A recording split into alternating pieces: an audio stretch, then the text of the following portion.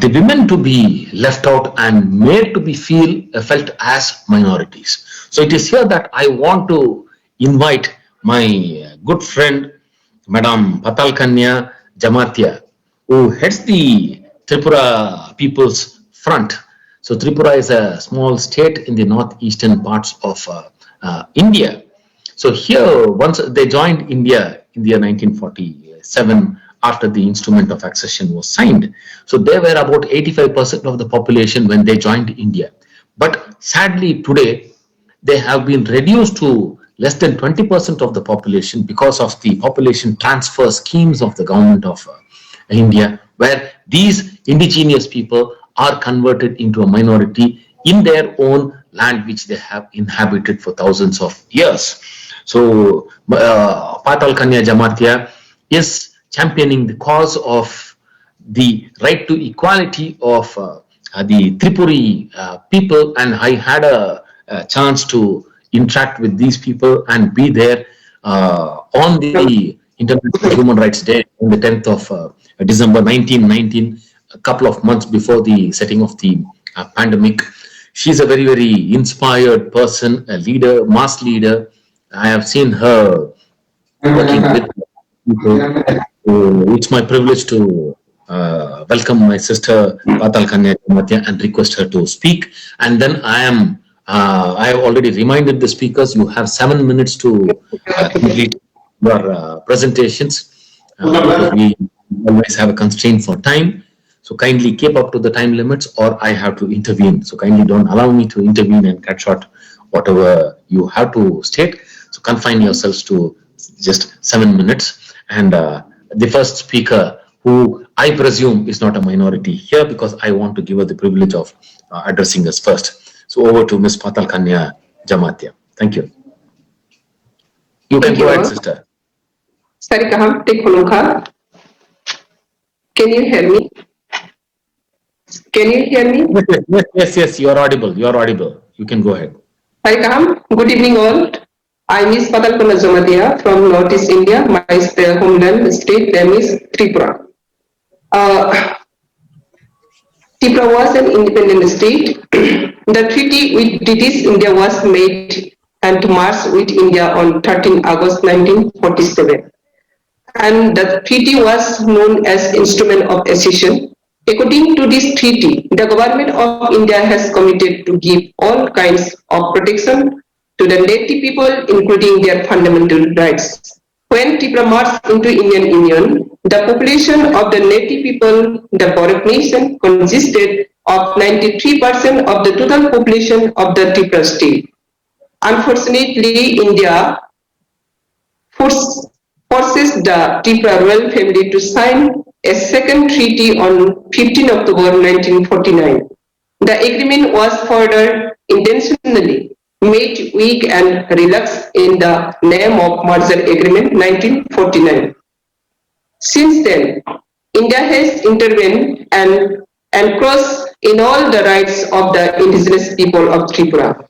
Millions of illegal Hindu immigrants have started to enter into Tripura from East Pakistan, now Bangladesh. The government of India, in spite of knowing the fact, have remained silent and had been encouraging the illegal influx for region not to know to us.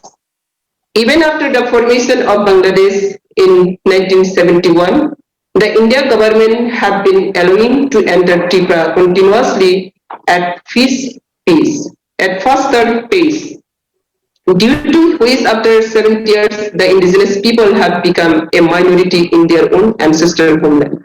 To this sadly, the native people are below 20% and our 20% and our democratic or our administrative and our economic and snakes away.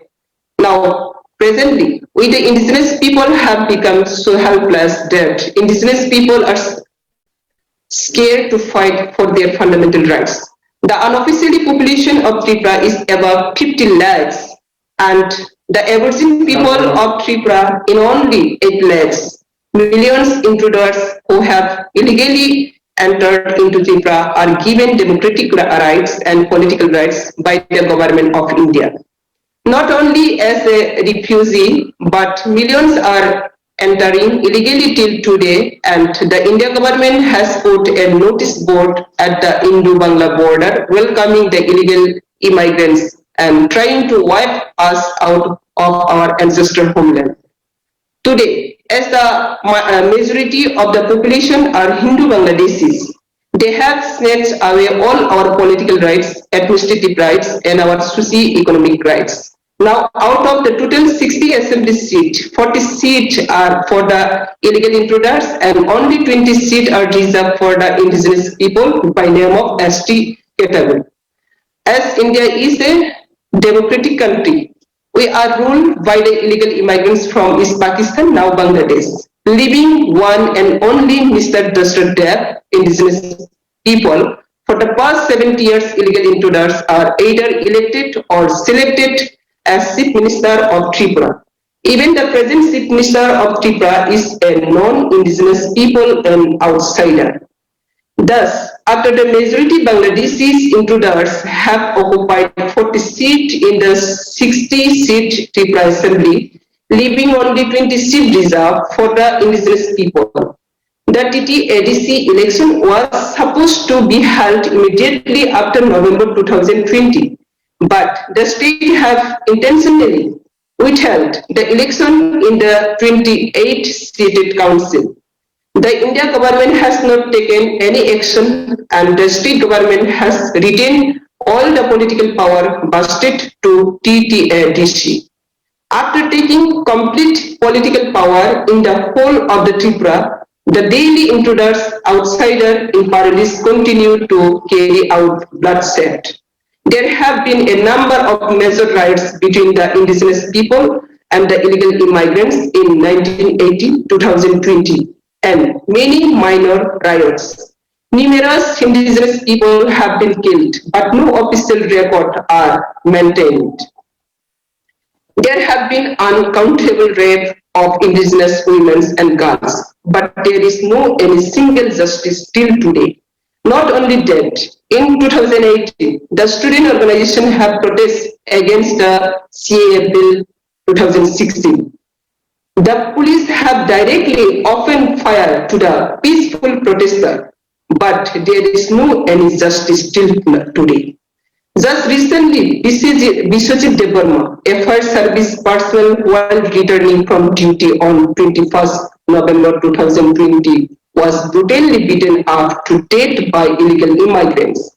Now the police administration is harassing the democratic agitator in the form of police affairs and individually in their name of seeking justice for brutally murdered late Biswajit Debarma, and the criminal is still unarrested, enjoying the political immunity till today.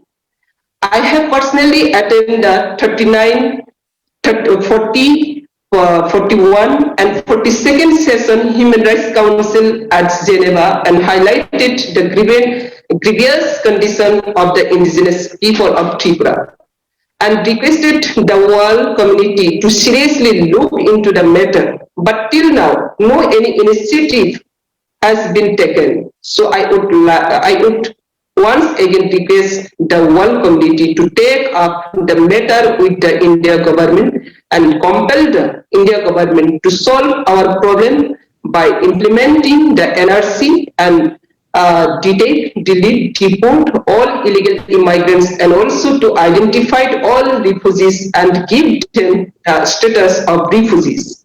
This is the crux of our problem, and unless this issue of refugee and illegal immigrants are solved in Tripura, our problem will remain unsolved. Thank you all again. Thank you very much, sister, for your wonderful disposition and keeping up to the time limit and then putting across the problems of your people as a community leader. You have expressed how even victims of rape have not been able to get justice from the ruling governments in India. So it's really a very, very sad state of affairs. And then we have all seen that personally as to how your people have been undergoing this trauma and suffering. So let us hope that things are turning towards a better future for you and your people. So the next speaker